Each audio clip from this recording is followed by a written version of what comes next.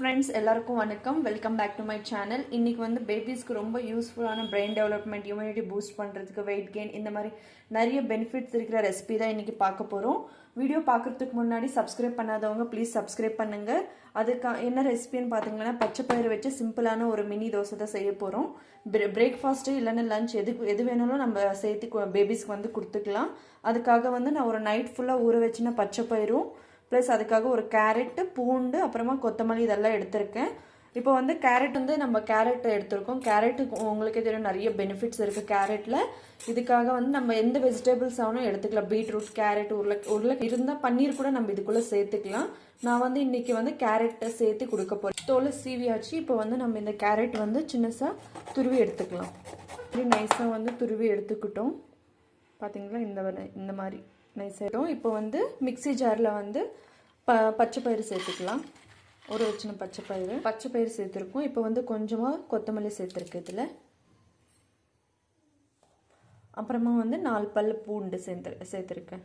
Cut பண்ண வெங்காயம் இதுக்குள்ளே சேர்த்துக்கலாம். சீரகம் சேர்த்துக்கலாம். இதில் 1 இயர் ப்ளஸ் பேபிஸாக இருந்தால் சால்ட் சேர்த்துக்கோங்க.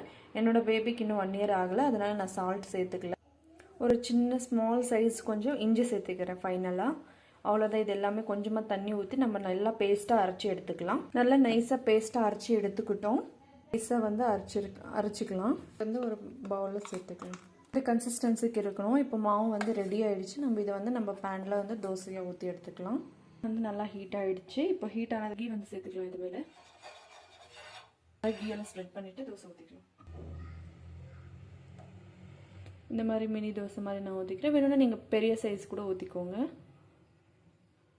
ரொம்ப தின்னாக இல்லாமல் வந்து கொஞ்சம் மந்தமாகவே ஊற்றிக்கலாம். மேலே வந்து நம்ம துருவி எடுத்தோன்னா கேரட் சேர்த்துக்கலாம். கேரட் வந்து சீக்கிரமாக குக் ஆகிடும். அதனால் நம்ம கேரட் சேர்த்துக்கிட்டோம்னா நல்லா இது ஈஸியாக குக் ஆகிடும். மேலே வந்து கொஞ்சமாக கீ ஸ்ப்ரெட் பண்ணிக்கலாம். ஸ்ப்ரெட் பண்ணிவிட்டு ஒரு லிட்டு வந்து க்ளோஸ் பண்ணி வச்சுக்கலாம். நம்ம நல்லா குக் ஆகட்டும். அந்த ஸ்டவ் வேகிறதுக்கு வந்து கொஞ்சம் ஈஸியாக இருக்கும். இந்த மாதிரி லிட் க்ளோஸ் பண்ணால் மீடியம் ஃப்ளேமில் வச்சு நல்லா குக் பண்ணிக்கலாம். ஒரு 1 மினிட் அந்த மாதிரி குக் ஆனதுக்கப்புறமா வந்து லிட் எடுத்துட்டு நம்ம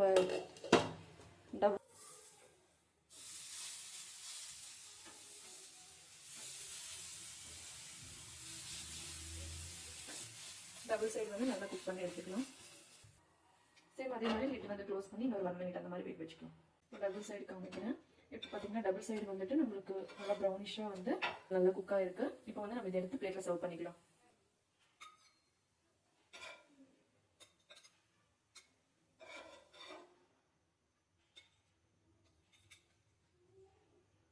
அதே பேட்டர் வந்து நம்ம பெருசாக ஊற்றி காமிக்கிறேன்.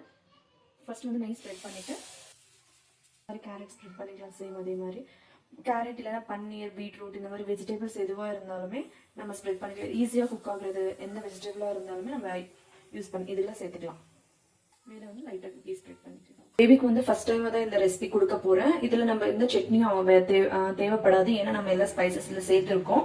அதனால அந்த ஸ்பைசஸோடவே அப்படியே சாப்பிட்டுக்கலாம். இது பார்த்தீங்கன்னா லைட்டாக ப்ரௌனிஷ் ஃபுல் ஃப்ளேமில் வச்சோன்னா நல்லா வேகாது, அப்புறமா தீஞ்சிடும் கீழே. அதனால் வந்து நம்ம மீடியம் ஃப்ளேமில் வச்சு ஃப்ரை பண்ணிக்கிட்டோம்னா நல்லா குக் ஆகும் ஈஸியாக. கேரட்டும் நல்லா வெந்திருக்கு. தோசை எல்லாம் நல்லா குக் ஆகிடுச்சு. இப்போ இதை எடுத்து நம்ம பிளேட்டில் சர்வ் பண்ணிக்கலாம். ரெசிபி வந்து ரெடி ஆயிடுச்சு. பேபிக்கு ஃபர்ஸ்ட் டைமாக கொடுக்க போகிறேன். சின்ன தண்ணி பார்த்தீங்களா, சாஃப்டாகவும் இருக்குது. சின்னதும் பேபி வந்து ரொம்ப ஆர்வமா இருக்காங்க. ஏன்னா கலர்ஃபுல்லா இருக்கு. பேபியும் விரும்பி சாப்பிடுவாங்க இந்த மாதிரி கலர்ஃபுல்லா இருந்தா.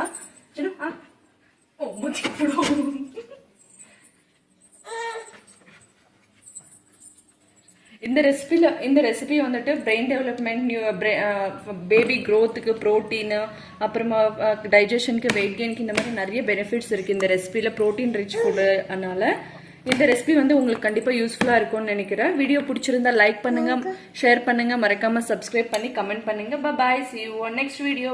பேபியும் விரும்பி சாப்பிட்றாங்க. அந்த பல்லு வந்திருக்கிறதுனால அவங்க நல்லா சீவ் பண்ணி நல்லா அப்சர்வ் பண்ணி சாப்பிட்றாங்க. எந்த சட்னியும் இதுக்கு வந்து தேவைப்படாது. ஏன்னா எல்லா ஸ்பைசஸ் இதில் நம்ம சேர்த்துருக்கோம். பேபியை எடுத்து சாப்பிட்ற மாதிரி இப்போ 9 மந்த் ஆகுது என்னோட பேபி வந்து நல்ல செல்ஃபாக எடுத்து சாப்பிட்றாங்க.